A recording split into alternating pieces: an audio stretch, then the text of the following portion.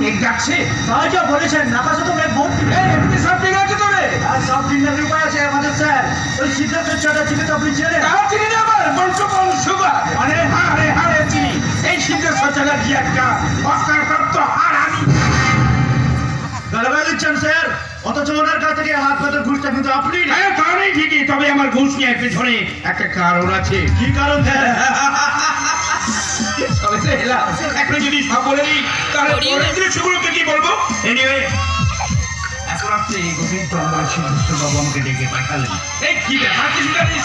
না স্যার, তবে আমাকে যাকে যাকে ডাকতে বলেছে আমি ঠিক তাকে তাকে যেতে। এই দাঁড়া দাঁড়া, যাকে যাকে মানে তার মানে এখানে আমি ছাড়া আরো কেউ আছে। যাকে যাকে তবে তবে কি এখানে একটা ভয়ঙ্কর ঘটনা ঘটতে চলেছে? হ্যাঁ হ্যাঁ বলাই স্বাভাবিক। তা নাহলে এত রাত্রে এই গভীর জঙ্গলে সিদ্ধেশ্বর বাবু আমাকে ডেকে পাঠিয়েছেন। ঘটিয়ে যান সিদ্ধেশ্বর বাবু, আপনি যত পারেন অঘটন ঘটিয়ে যান। আপনি যত অঘটন ঘটাবেন ততই গোটা গোটা ডোনের বাড়ি আমার পকেটে চলে আসবে। পকেটে আপনার টাকায় আমি গাড়ি কিনেছি, গাড়ি তৈরি করেছি।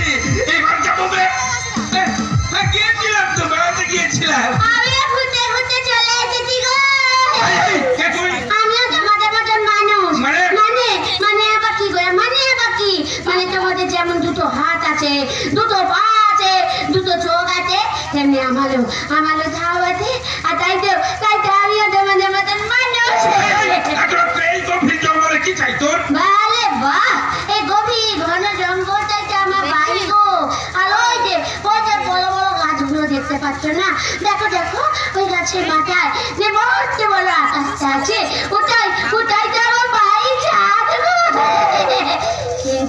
কিন্তু এত রাত্রে তোমরা দুটোতে মিলে এখানে কি করতে বলো তো? হ্যাঁ, নিশ্চয় কোনো কুমার বাচ্চ। আমি পুলিশ, তাই কাজের প্রয়োজনে আমাকে এখানে পুলিশের কানে যেতে হয়। এই পুলিশে কি তোকে যেতে হবে নাকি? ও তুমি পুলিশ, তার মানে তুমি তো আমার বড় বউ।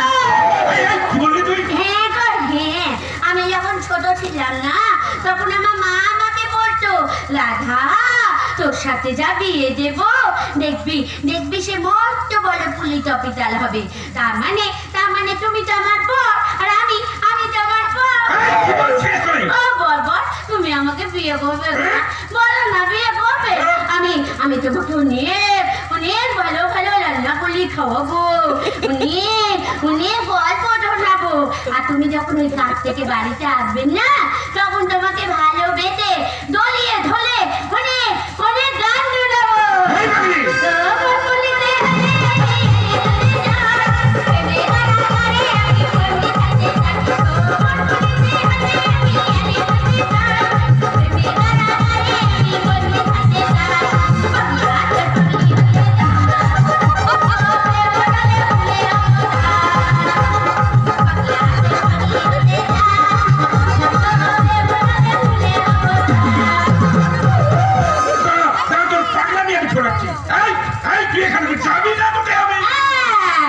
বেশি টাকা না তো বিয়ে দিয়ে দেবো, তখন একটা সারা জীবনের মতো সারা কেন্দ্রে মুড়ে যাবে। কি বললি? আমার বিয়ে দিবি?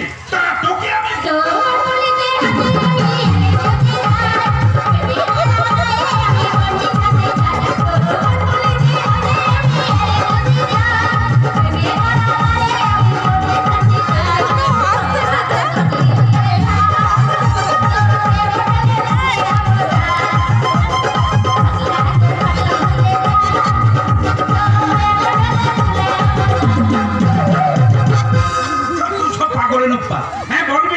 এখানে আমি ছাড়া আজকে আসতে বলেছি।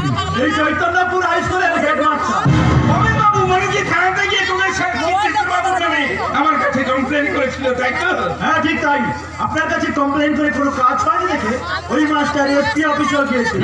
আর ওই মাস্টারকে ইন্ধন যোগাচ্ছে এখানকার স্কুলের নতুন দিদিমণি ওই ঝিমলি।